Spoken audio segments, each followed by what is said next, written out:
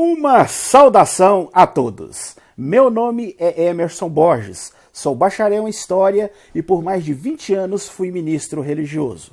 Sou o escritor desse livro, A Bíblia sobre Escrutínio, e baseado no meu livro, toda semana aqui nesse canal nós analisamos um tema bíblico com profundidade. Hoje vamos falar sobre as incoerências da Bíblia. Mas antes de entrarmos no assunto, não se esqueça de dar o joinha aí no nosso vídeo.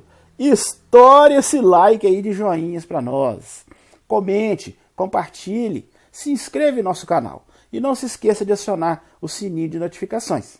Se você desejar adquirir o meu livro, vou deixar aqui na descrição desse vídeo os links aonde você pode adquiri-lo. E se você desejar assistir os outros vídeos da série que nós já fizemos, também vou deixar aqui na descrição desse vídeo os links aonde você pode assisti-los. Uma forte evidência da fragilidade dos textos bíblicos são as inúmeras incoerências que encontramos em diversos relatos da Bíblia. Muitos religiosos dizem que já leram a Bíblia diversas vezes e não encontraram nenhuma incoerência, nenhuma contradição, nenhuma discrepância nos textos da Bíblia. Dizem, inclusive, que um livro inspirado por Deus, jamais poderia conter contradições, incoerências. Realmente, eu concordo. Se a Bíblia fosse um livro realmente inspirado por Deus, com certeza não existiriam contradições nesse livro. Pois, visto que Deus é todo-poderoso, segundo os religiosos, é um Deus criador de todo o universo, com certeza ele ia estar por trás aí desse processo, e não permitiria que informações conflitantes, informações erradas, informações equivocadas fossem colocadas no seu livro. Ainda mais um livro que, segundo os religiosos, foi um livro onde Deus colocou ali todas as informações necessárias para que o ser humano pudesse ter um futuro melhor, para que pudesse entrar em comunhão com Deus e para que pudesse ser uma pessoa que pudesse receber as bênçãos desse Deus, desse Deus bíblico.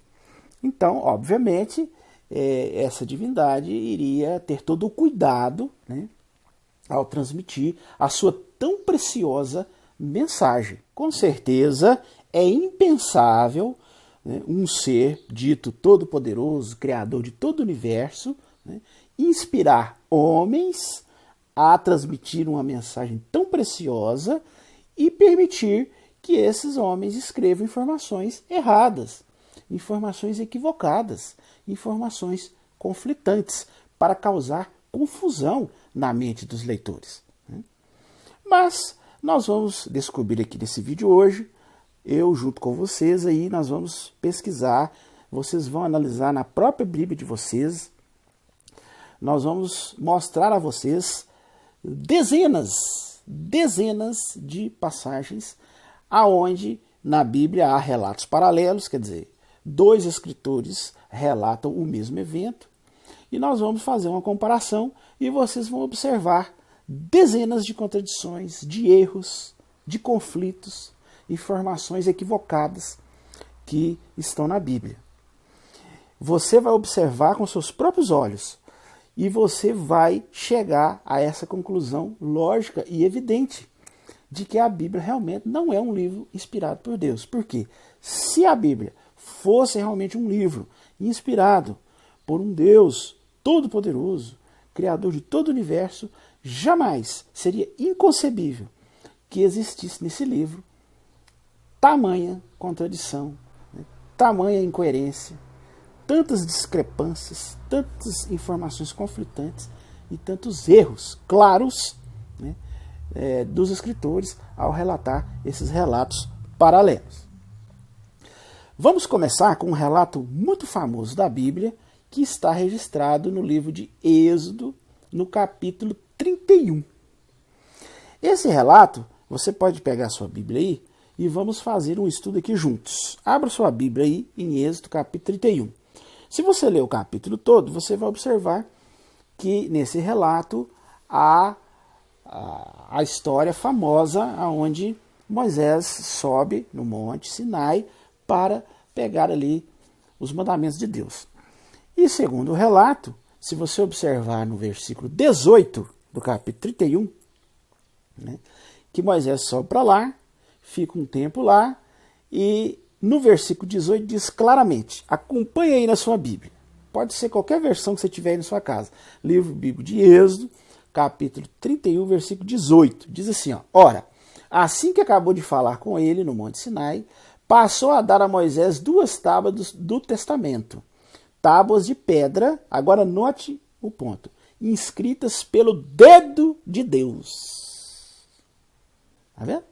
Então deixa bem claro que Deus escreveu, né, pessoalmente nas pedras, com o dedo dele, foi lá, literalmente escreveu os 10 mandamentos em pedras para que Moisés levasse para o povo lá embaixo.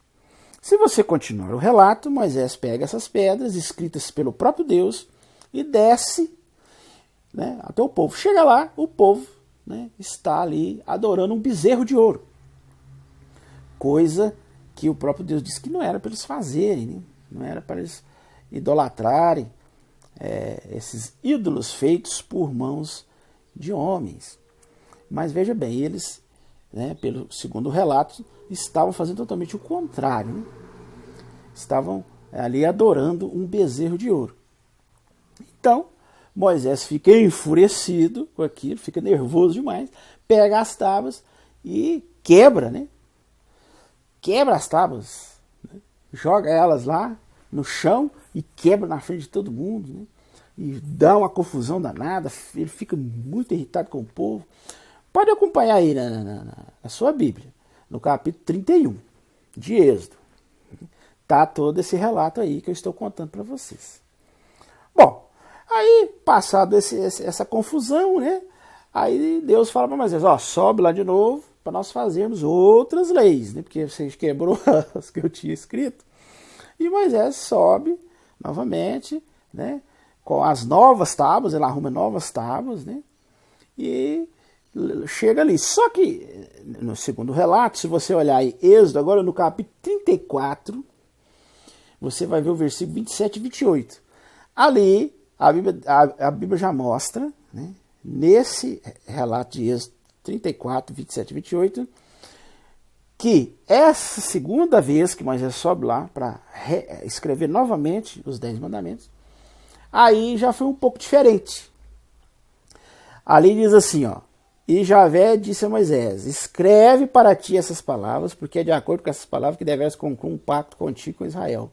E ele, no caso Moisés, né, continuou ali com Javé 40 dias e 40 noites, não comeu pão nem bebeu água.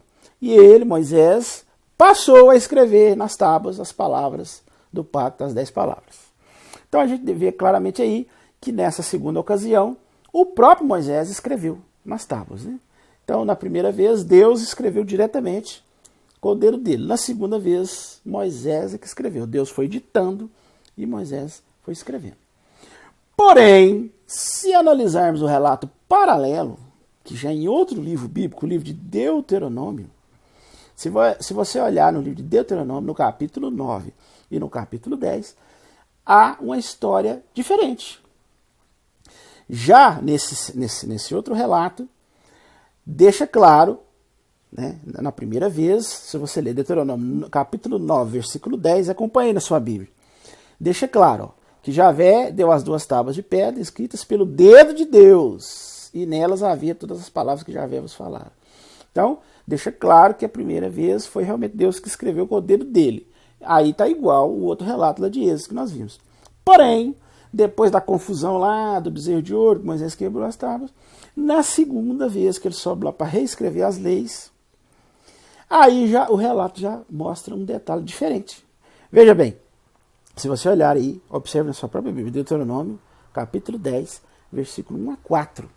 Ali, no versículo 1 a 4, diz claramente, diz assim, ó, então o Senhor Javé escreveu nas tábuas, conforme a primeira escritura.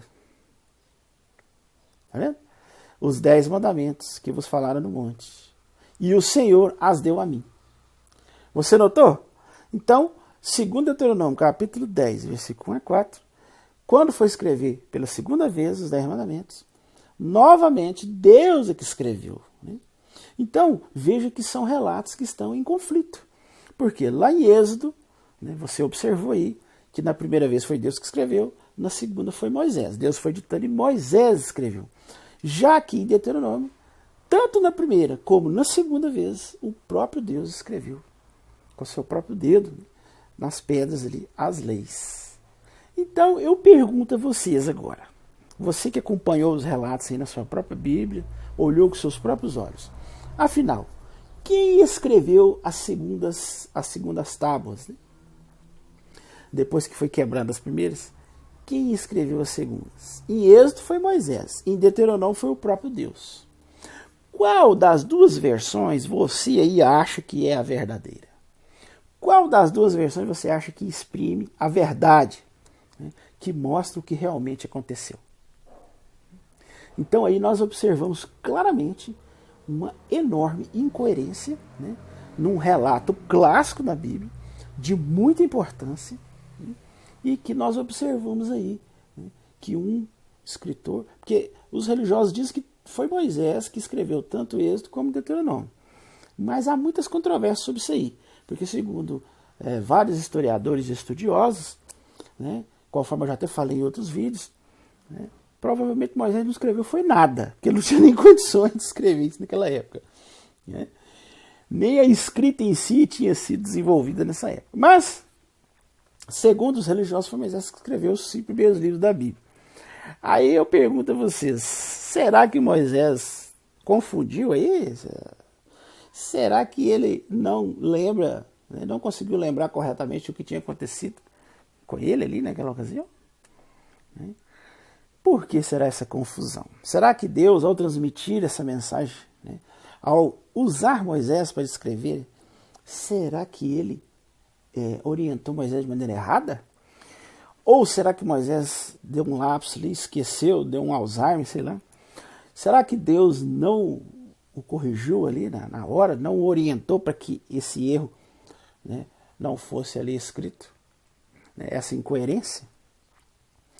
Muito estranho, não é? Visto que os religiosos afirmam que a Bíblia é um livro inspirado por Deus, foi orientado por Deus, né? Uma mensagem tão importante, né? Será que Deus ia permitir, né, um erro tão crasso assim? Né? Uma discrepância tão grande nesse relato? Mas você acha que é só esse caso? É só nesse relato que há contradições, que há incoerências na Bíblia? Não, não. Existem dezenas e dezenas de exemplos. Vamos fazer um estudo aqui, né? Eu e você. Você acompanha a sua Bíblia, eu vou citando a passagem, eu vou citar uma pergunta e nós vamos tentar achar a resposta na Bíblia. Né?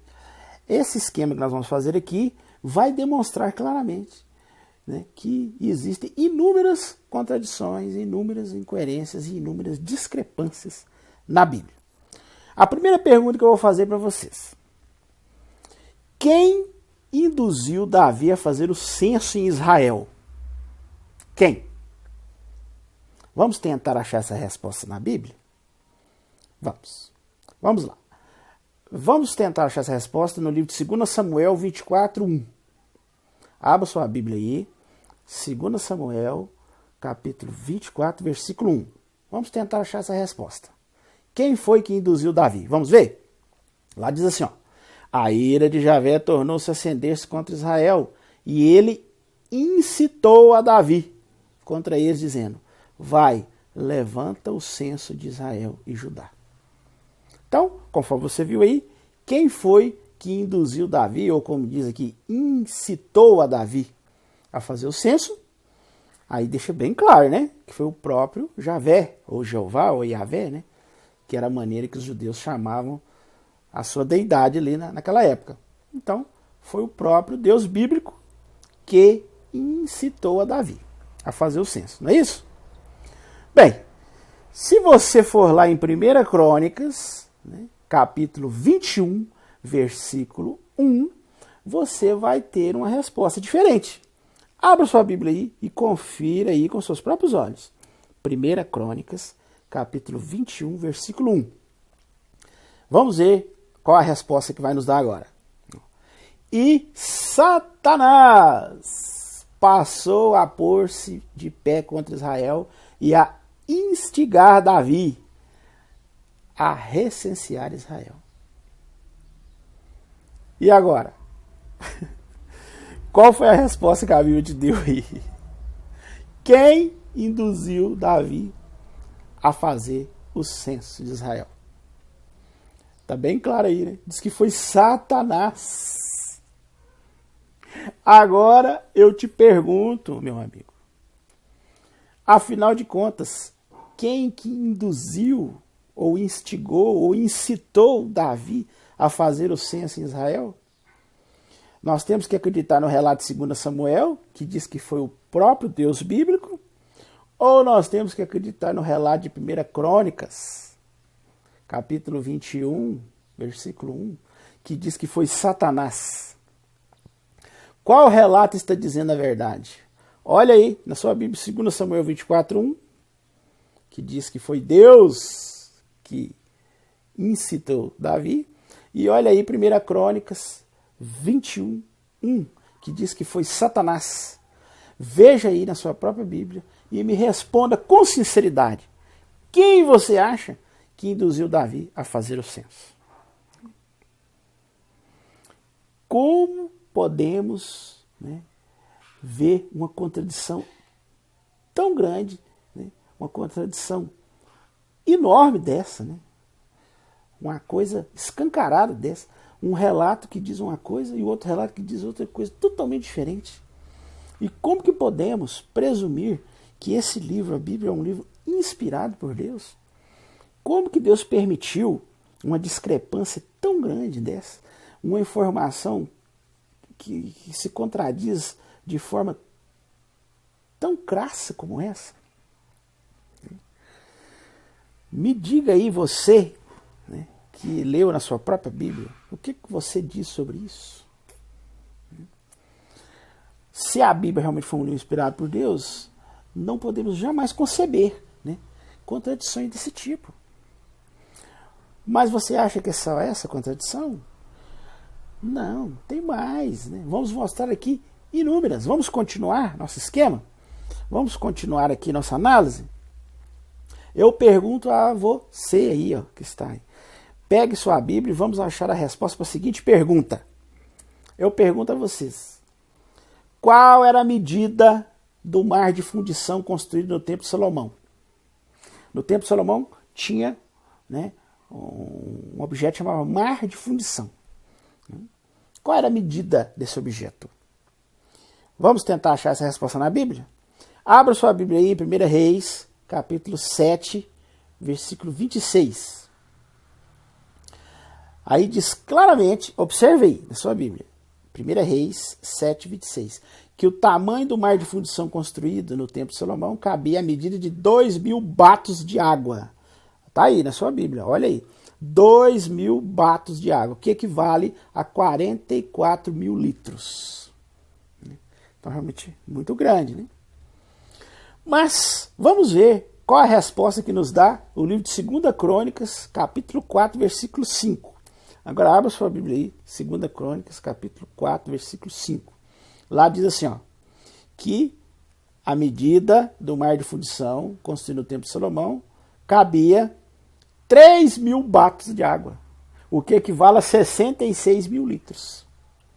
Agora eu te pergunto mais uma vez, afinal, o mar de fundição, né, lá do Templo de Salomão, afinal, cabia 2.000 batos, que é 44.000 litros, ou 3.000 batos, que é 66.000 litros?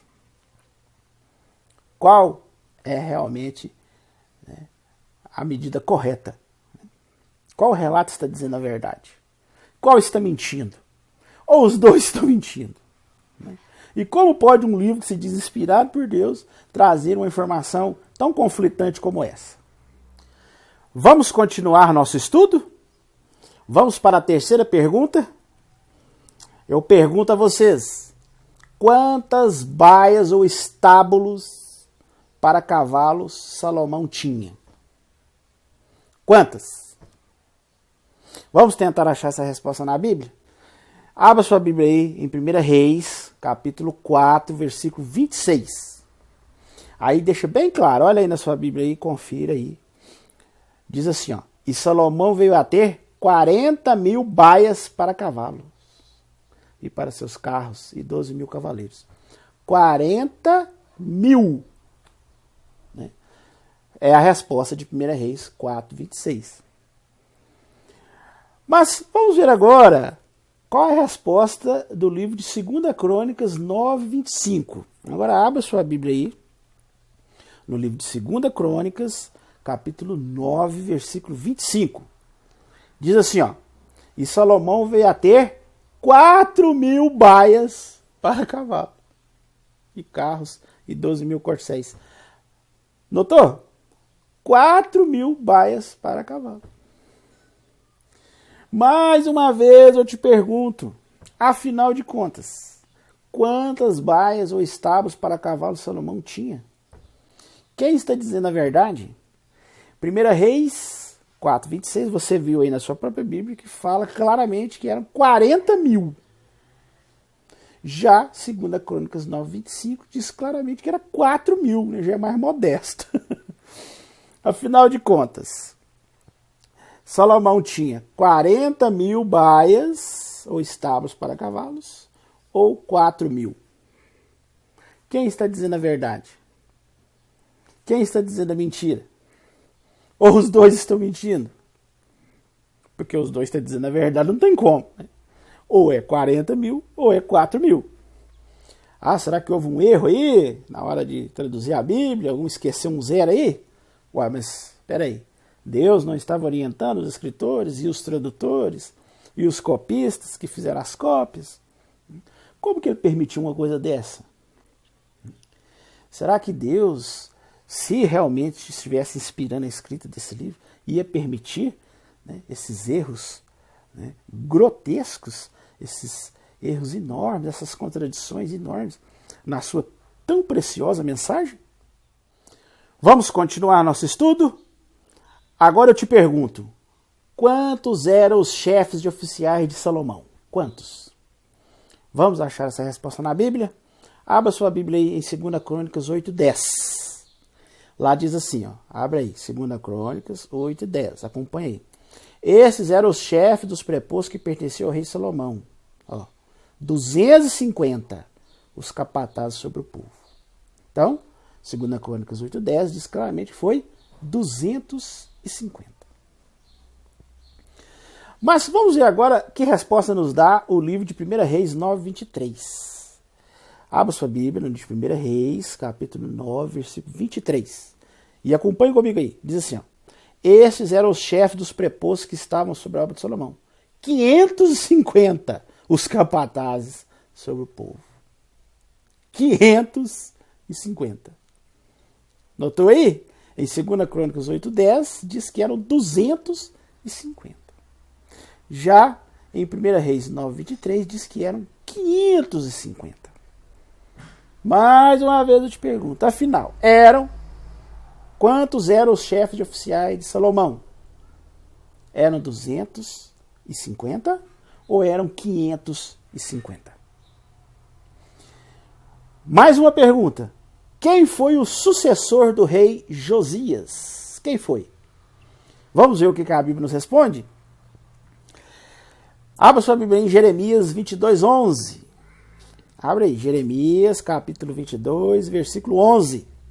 Diz assim, pois assim disse Javé, concernente a Salum, filho de Josias, rei de Judá, que reina em lugar de Josias, seu pai. Ó, quem foi o sucessor do rei Josias? Segundo Jeremias 22, 11, não foi outro senão Salum. Mas vamos ver a resposta que nos dá o livro de 2 Crônicas 36, 1. Abra sua Bíblia aí e acompanhe. 2 Crônicas 36:1. O povo da terra tomou então Jeoacás, filho de Josias, e o fez rei em lugar de seu pai. 2 Crônicas 36:1, você viu aí, diz claramente que foi Jeoacás. Agora eu pergunto novamente, quem foi o sucessor do rei Josias? Foi Salum, conforme afirma categoricamente Jeremias 22:11? Ou foi Jeoacás, conforme afirma claramente 2 Crônicas 36:1? Quem está falando a verdade aí? Me diga você. Vamos mais uma pergunta? Aonde Arão morreu? Aonde que Arão morreu? Vamos ver a resposta da Bíblia? Abra sua Bíblia aí em Números 33:38. Acompanhe comigo, diz assim, ó, e Arão tinha 123 anos de idade ao morrer no monte Hor. Então, Números 33:38 diz claramente que Arão morreu no monte Hor. Mas vamos ver agora a resposta do outro livro, que conta um relato paralelo. Deuteronômio 10:16. Abre aí sua Bíblia. Deuteronômio 10:6, né? Melhor dizendo, 10:6.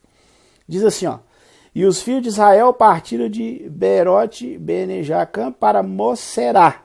Arão morreu ali e foi enterrado ali, em Moserá.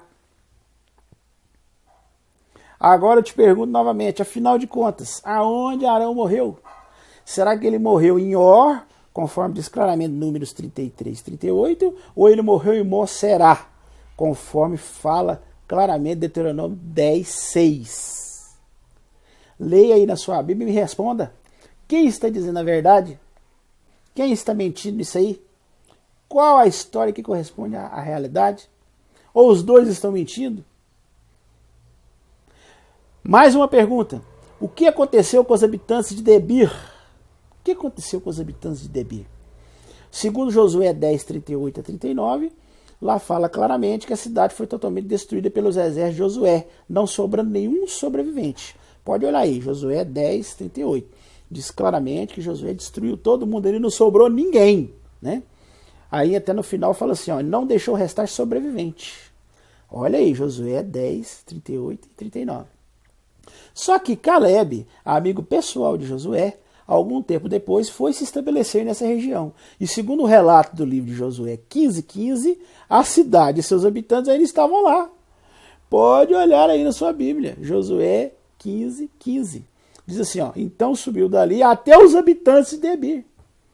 Ué, mas os habitantes não tinham sido todos destruídos por Josué? E agora? Aí passou um tempo, Caleb vai lá e eles estão lá. Né? Afinal de contas, o que aconteceu com os habitantes de Debir? Me responda, por favor. Foram todos destruídos, conforme Josué 10:38-39? Ou estavam todos lá ainda tempos depois, conforme diz Josué 15:15? Me responda. Outra pergunta, quantos filhos teve Jessé, o pai do rei Davi? Quantos filhos teve o pai do rei Davi?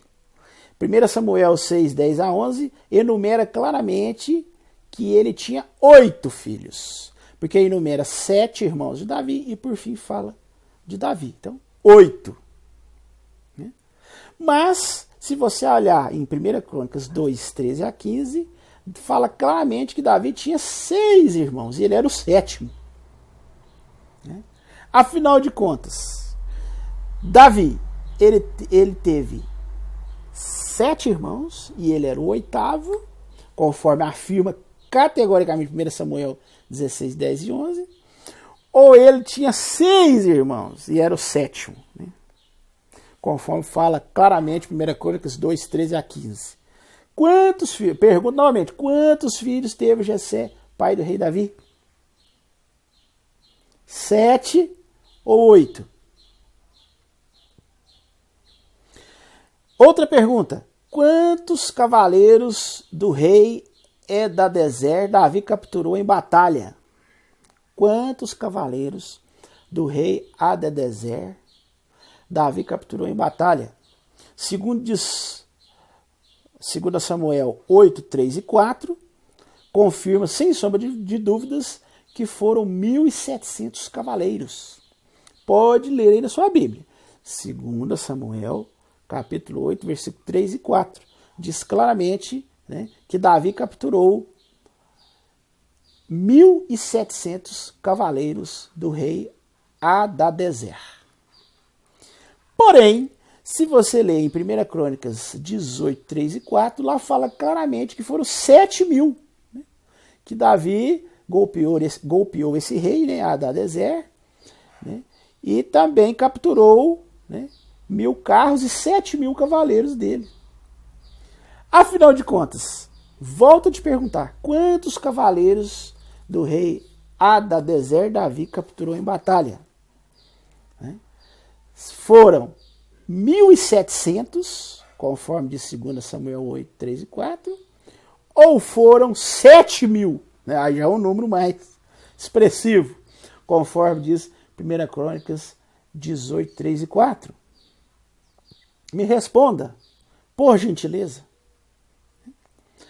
Outra pergunta, na guerra contra os sírios, quantos condutores de cavalos o exército de Davi matou? Na guerra contra os sírios, quantos condutores de cavalo o exército de Davi matou? Vamos ver a resposta da Bíblia? 2 Samuel 10, 18 afirma que foram 700. Pode olhar aí na sua Bíblia. 2 Samuel, capítulo 10, versículo 18. Diz que Davi matou 700 condutores de cavalos. 700 condutores de cavalo do exército sírio. Bom, essa é a resposta de 2 Samuel 10, 18. 700, né? Tá bem claro aí, né? Você viu aí na sua própria Bíblia? Agora vamos ver o que nos responde 1 Crônicas 19, 18. Lá diz claramente que Davi foi matar dos sírios 7.000 condutores de carros. 7.000. Afinal de contas, vou perguntar novamente, quantos condutores de cavalo o exército de Davi matou na guerra contra os sírios? Quer dizer, quantos condutores de cavalo sírios foram mortos pelo exército de Davi? Segundo diz o relato de 2 Samuel 10, 18, foram 700 condutores. Já em 1 Crônicas 19, 18 foram 7.000. Já um número mais imponente, né? 7.000. Afinal, foram 700 ou foram 7.000? Mais uma pergunta. Quando Davi resolveu fazer o censo em todo Israel, quais foram os resultados desse censo? Aquele censo lá que eu mostrei no começo, que um relato diz que foi Deus que incitou Davi e o outro diz que foi o diabo que induziu, afinal. Né? E os resultados também é uma contradição enorme. Os resultados desse censo, pelo que diz 2 Samuel 24, 9, os resultados do censo foram 800.000 homens aptos para manejar a espada de Israel e 500.000 homens em Judá. Segundo diz o relato de 2 Samuel 24, 9. 800 homens em Israel e 500 em Judá. Só que, se você for responder essa pergunta em 1 Crônicas 21, 5, que é um relato paralelo que conta o mesmo evento, lá diz que os resultados do censo foram totalmente diferentes. Né? Em 1 Crônicas 21, 5 diz que eram 1 milhão, olha bem, 1.100.000 homens aptos para manejar a espada em Israel e 470 em Judá. Afinal de contas, eram 800.000 homens em Israel e 500 em Judá, ou eram 1.100.000 homens em Israel e 470 em Judá? Qual está dizendo a verdade? Qual traz o relato correto? Né? Afinal de contas, esse censo aí, qual, né, os números corretos desse censo? Me responda aí. Outra pergunta. Quanto Davi pagou pela eira ou terreno de Ornã, que também é chamado de Araúna na Bíblia? Davi comprou um terreno desse Ornã, ou desse Araúna, né? Ele comprou. Quanto que ele pagou? Pelo relato de 2 Samuel 24, 4, olha aí na sua própria Bíblia. Se você está achando que eu estou inventando esses números, olha aí. 2 Samuel 24:4. Lá fala com todas as letras que foram pagos 50 ciclos de prata. Porém, em 1 Crônicas 21:25 mostra um Davi bem mais generoso, que pagou 600 ciclos de ouro. Isso mesmo, 600 ciclos de ouro. Veja aí na sua Bíblia, de modo que Davi deu a Ornã, pelo lugar, ciclos de ouro no peso de 600. Vou voltar a repetir a pergunta. Quanto pagou Davi pela eira, ou terreno de Ornã, ou Araúna, né? Que ele tinha, era chamado tanto de Ornã como de Araúna na Bíblia? Quanto? 2 Samuel 24:24 diz que foi 50 ciclos de prata, né? Uma quantia mais baixa. Já em 1 Crônicas 21:25 já subiu o valor para 600 ciclos de ouro. Né? Outra pergunta.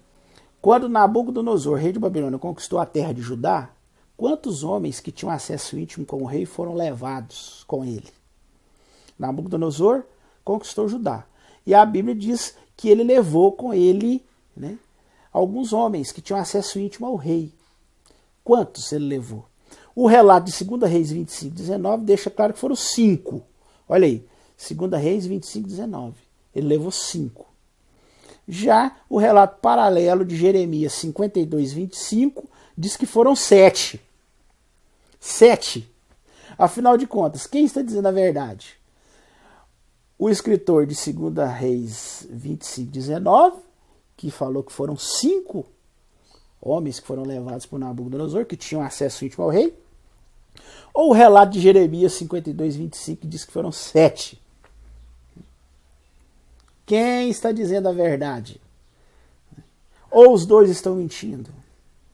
Ou houve um erro de copista, como muitos religiosos tentam, né, consertar a situação.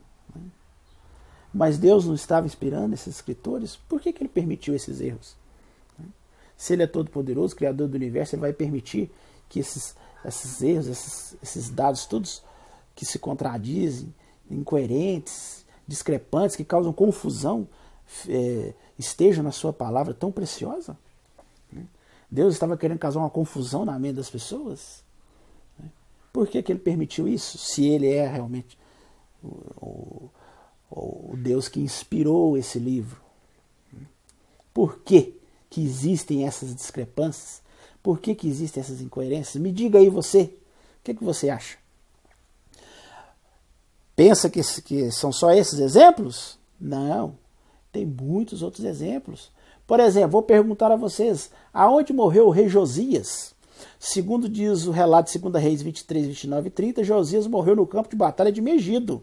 Pode olhar aí o relato na sua Bíblia, 2 Reis 23, o capítulo, o versículo 29 e 30. Lá diz claramente que Josias morreu no campo de batalha em Megido. Já no relato paralelo de 2 Crônicas 35, 23 e 24, o rei Josias foi ferido em seu carro de batalha no campo de Megido, pediu aos seus servos que colocassem ele num outro carro de guerra e ele retornou a Jerusalém e foi morrer em Jerusalém. Pode observar aí, 2 Crônicas 35, versículo 23 e 24. Afinal de contas, Josias morreu no campo de batalha lá mesmo, em Megido, ou ele foi só ferido no campo de batalha e foi morrer em Jerusalém? Foi levado para Jerusalém e morreu em Jerusalém. Qual relato diz a verdade? Qual diz a mentira? Ou os dois estão mentindo? Como explicar uma incoerência, uma contradição dessas, se levarmos em conta que os religiosos dizem, né, que a Bíblia é um livro inspirado por Deus, que Deus acompanhou todo esse processo, que estava ali orientando os homens? Será que ele deixou escapar esse detalhe? Né? Para quê? Para causar confusão? Né? Será que ele ia permitir relatos conflitantes na sua tão preciosa palavra? Né? Uma mensagem tão importante para a humanidade? Deus ia deixar essa confusão toda aí? Para quê? Né? Você acha que é só isso? Não, existem muitos aqui. Se vocês quiserem, eu fico aqui 10 horas falando de contradições, incoerências e discrepâncias da Bíblia. mas aí o vídeo vai ficar muito longo, né? É muito cansativo. Então, eu vou falar aqui mais uns dois aqui, só para a gente arrematar por hoje. Eu pergunto a vocês, quantos filhos teve Mical, esposa do rei Davi? Me diga aí, quantos filhos Mical teve? Se você procurar na Bíblia a resposta em 2 Samuel 6:23, lá fala que ela morreu sem ter filhos, não teve filho nenhum. Olha aí, pode olhar. 2 Samuel, capítulo 6, versículo 23. Lá diz assim, ó, no que se refere a Mical, filho de Saul, ela não veio a ter nenhum filho até a sua morte. Pode acompanhar na sua Bíblia aí. Né? Se você acha que eu estou inventando isso, veja com seus próprios olhos. 2 Samuel 6, 23. Mical não teve nenhum filho. Morreu sem ter filhos. Não é isso? Bem, se você olhar a resposta já em 2 Samuel 21, 8, lá diz que ela teve 5 filhos. Olha bem, uma mulher que não tinha filho nenhum, em 2 Samuel 6, 23, agora em 2 Samuel 21, 8, ela já teve 5. E ainda dá o nome ainda dos filhos dela. Afinal de contas, quantos filhos teve Mical? Me responda aí. Um trecho da Bíblia que também é clássico nessa questão de mostrar as incoerências, as contradições, as discrepâncias, as informações conflitantes na Bíblia, são os relatos das genealogias, em especial a genealogia de Jesus. Se você olhar nos evangelhos, tem um relato da genealogia de Jesus em Mateus, capítulo 1, e tem um relato da genealogia de Jesus em Lucas, capítulo 3. Então nós temos esses dois relatos paralelos. Se você, abre sua Bíblia aí, por favor. Se você analisar no capítulo 1 de Mateus, a genealogia de Jesus, você vai observar alguns pontos interessantes aí, que eu vou destacar aqui e você confira na sua própria Bíblia. No Evangelho de Mateus, diz claramente que Jesus foi filho de José, que foi filho de Jacó. Ó, quer dizer, Jacó era avô de Jesus, no caso. Né? O pai de Sealtiel foi Jeconias, Abiúde era filho de Zorobabel, Jorão era o pai de Osias, que era pai de Jotão. Josias era o pai de Jeconias e, finalmente, Zorobabel era filho de Sealtiel. Essas informações estão claramente explícitas na genealogia encontrada no capítulo 1 de Mateus. Agora, se você for no capítulo 3 de Lucas, você já vai encontrar informações totalmente diferentes nessa genealogia. Né? Lá em Lucas, já fala categoricamente que Jesus foi filho de José, que foi filho de Eli. Lembra que lá em Mateus fala que José foi filho de Jacó? Aqui fala que José foi filho de Eli. Quer dizer, que o avô, o suposto avô de Jesus, era Eli. Em Lucas fala que era Eli. Já em Mateus fala que é Jacó. Afinal, quem foi o avô de Jesus? Me responda aí. Foi Jacó, conforme diz a genealogia de Mateus, ou foi Eli, conforme diz a genealogia de Lucas? Lá em Lucas também fala que o pai de Sealtiel foi Neri. Neri foi o pai de Sealtiel. Porém, em Mateus fala que foi Jeconias. Afinal de contas, quem foi o pai de Sealtiel? Foi Jeconias, conforme diz Mateus, ou foi Neri, conforme diz Lucas? Lá em Lucas fala que Reza foi filho de Zorobabel. Só que lá em Mateus diz claramente que Abiúde era filho de Zorobabel. Afinal de contas, quem era o filho de Zorobabel? Eu te pergunto novamente. Foi Abiúde, conforme diz a genealogia de Mateus? Foi Abiúde? Ou foi Reza, conforme diz a genealogia de Lucas? Então, nós vemos aí muitas contradições e incoerências. E se você olhar lá em Crônicas, que são os registros originais hebraicos das genealogias, você vai encontrar outras discrepâncias, outras incoerências. Por exemplo, em Crônicas são citados os nomes de todos os filhos de Zorobabel. Né? Todos os filhos são citados. Só que lá não cita o nome nem de Reza, que foi citado na genealogia de Lucas, e nem de Abiúde, que foi citado na genealogia de Mateus. Tanto o nome que está em Mateus como o nome que está em Lucas, né, como filho de Zorobabel, não se encontra na lista oficial dos filhos de Zorobabel, lá em 1 Crônicas 3, 19 a 20. Pode abrir sua Bíblia aí, 1 Crônicas, capítulo 3, versículo 19 a 20. Olha lá os filhos de Zorobabel e vê se você acha algum filho que chama Reza ou algum filho que chama Abiúde. Não existe. Então, além das genealogias, tanto do Evangelho de Mateus e de Lucas, darem informações conflitantes, lá nos originais das genealogias, em Crônicas 3, 19 e 20, 1 Crônicas 3, 19 e 20, não cita nenhum deles, nem o que é citado em Mateus, nem o que é citado em Lucas. Jeorão, ou Jorão, né, conforme a versão aí, se você vai ver, pode ser um nome ou outro, mas significa a mesma pessoa, era pai de Acasias, lá em Crônicas, do qual nasceu Joás, que gerou Amazias, que foi pai de Azarias, que finalmente gerou Jotão. E isso nas genealogias oficiais de 1 Crônicas 3, 11 a 12. Você vê que de Jeorão ou Jorão até Jotão, passou-se aí 4, 5 gerações. Ó. Depois veio Acasias, Josias, Amazias, Azarias, para finalmente vir Jotão. 5 gerações. Só que, conforme você viu lá nas genealogias, lá em Mateus, já vai direto, né? Já vai direto. De Jorão, passa por Osias, que vai para Jotão. Né? Jorão é pai de Osias, que era pai de Jotão. Então, quer dizer, de Jorão para Jotão, só uma geração, né? Um era avô do outro. Só que nas genealogias dados os livros de Crônicas, 1 Crônicas 3, 11 e 12, você viu aí na sua Bíblia que passou 5 gerações de um para o outro. E lá no Evangelho de Mateus apenas 2. Josias era avô de Jeconias, conforme diz 1 Crônicas 3, 15 e 16. Josias era avô de Jeconias. Avô de Jeconias. Só que em Mateus, na genealogia de Mateus, fala que ele era pai. Afinal de contas, ele era pai ou avô. Zorobabel era filho de Fadaia. E Seatiel era tio de Zorobabel. Né? Então, o pai de Zorobabel, mesmo segundo a 1 Crônicas 3, 17 e 19, nas crônicas oficiais das escrituras hebraicas, Zorobabel era filho de Fadaia. Fadaia. Está claro lá, pode olhar na sua Bíblia. 1 Crônicas 3, 17 a 19.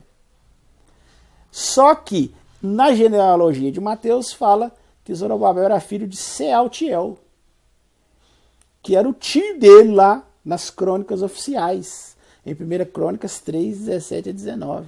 Né?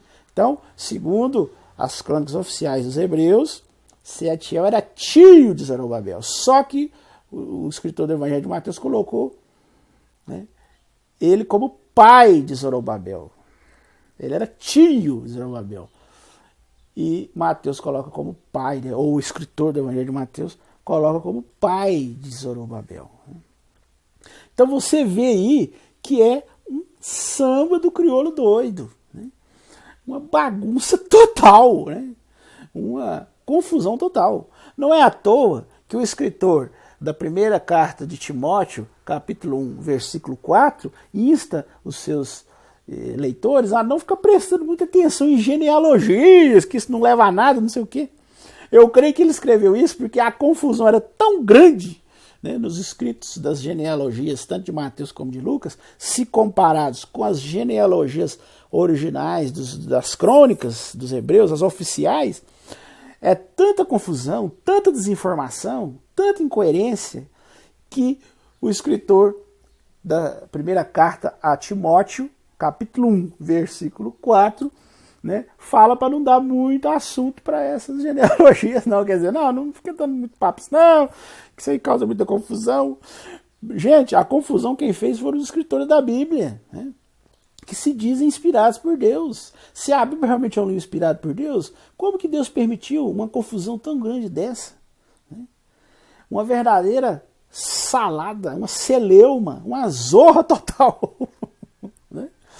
Se a Bíblia realmente fosse um livro inspirado por Deus, será que o Criador de todos os universos, Deus Todo-Poderoso, não estaria ali, né, orientando os escritores? Como que ele permitiu, né, que os escritores cometessem erros tão ridículos, tão crassos? Né?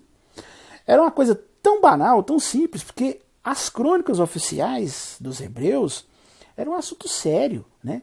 E os hebreus tinham acesso a essas crônicas, né?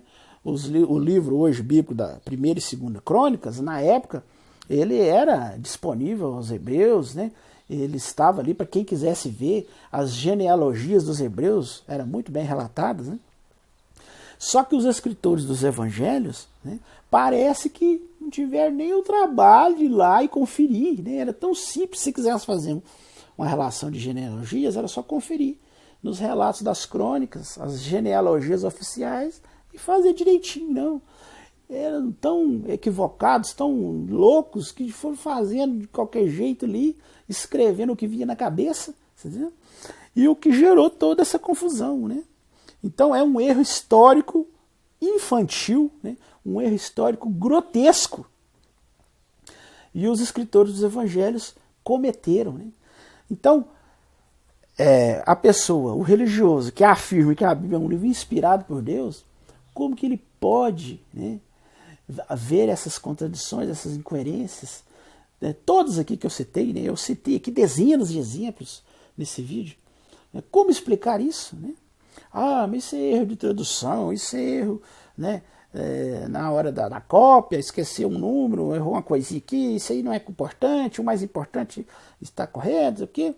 Você vê, os religiosos ficam tão apavorados, desesperados para tentar defender a fé deles, que eles começam a tentar, né, usar os seus malabarismos teológicos, seus contorcionismos, né, hermenêuticos, suas exegeses, para tentar dar uma tapeada, dar uma amaciada nisso aí, né, dar uma maneirada nessas contradições, minimizando o assunto, né, e fala, não, isso é detalhes que não tem tanta importância. Gente, mas como não tem importância? Né? Se você quer passar uma mensagem para o seu filho, por exemplo, vamos supor que seu filho mora longe, e você precisa passar uma mensagem importantíssima para ele, vital para a sobrevivência dele. Né? Você escreveria um negócio de qualquer jeito, né? E escreveria de forma metafórica, simbólica, cheia de segredos, de enigmas, para confundir ele.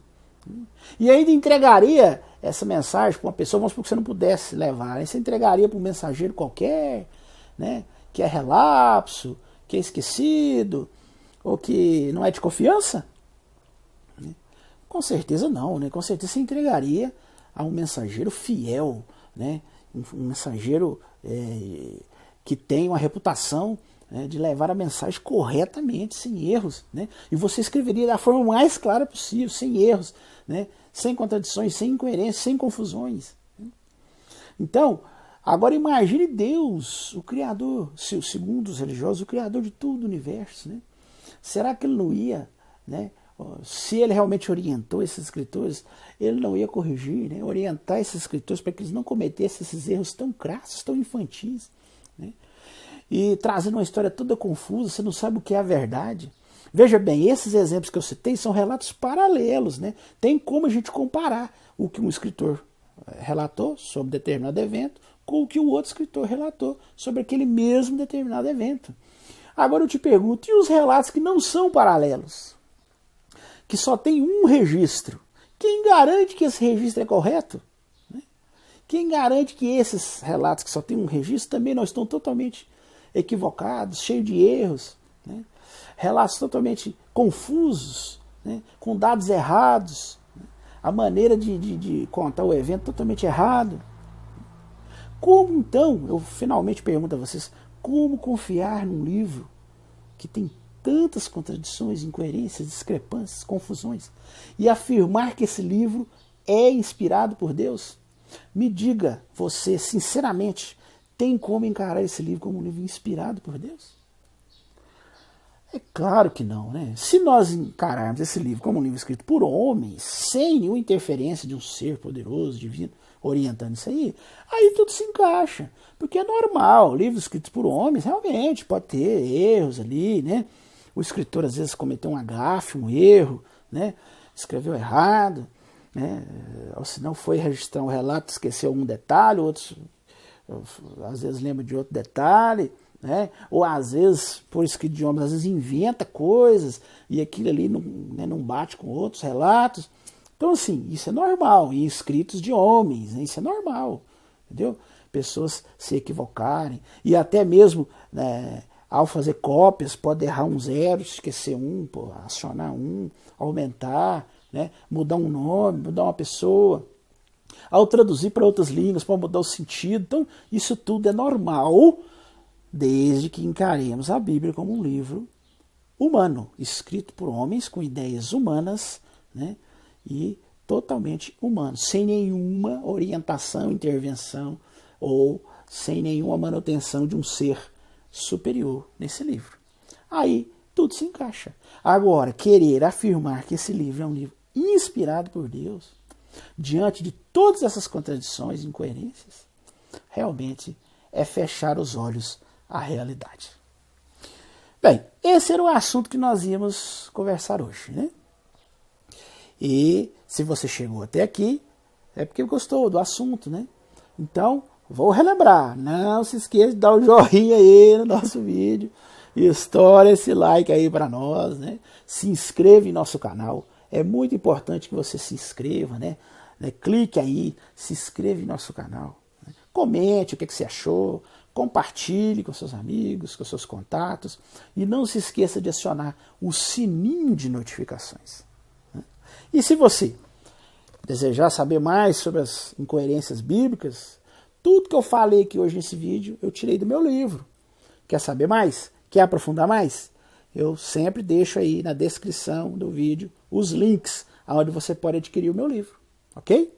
E se você quiser assistir os outros vídeos da série, nós fazemos mais de 30 vídeos, né? Eu também deixo sempre na descrição do vídeo os links onde você pode assistir os outros vídeos que nós fizemos. Inclusive, eu tenho um outro vídeo também sobre contradições bíblicas.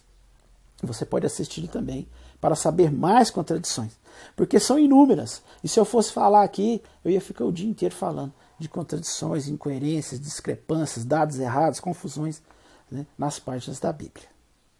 Ok? No mais, eu desejo uma boa semana a todos, um abraço a todos e até o nosso próximo vídeo.